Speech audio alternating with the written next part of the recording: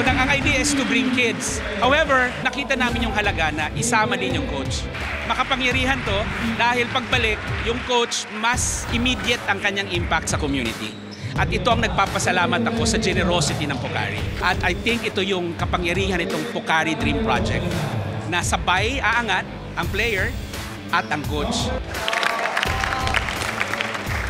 I was very impressed today to see that they are really playing the game seriously, and I'm very happy to see their energy and passion, which is really beautiful. Maganda talaga.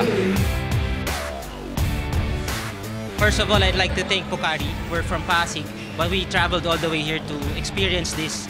It's really an eye-opener for their dreams if they want to pursue basketball. Impressed ako dun sa mga players. I like the energy, yung willingness nila to learn. Then at the same time, nung naglaro, nakita namin na talagang kaya nila gamitin yung mga skill nila dun sa 5-on-5. And of course, yung being able to listen and follow instructions, yun very important sa aming coaches yun.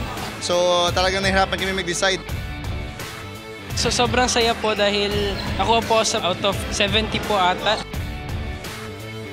Masaya po kasi sa dami-dami ng player dito ako po yung nakuha.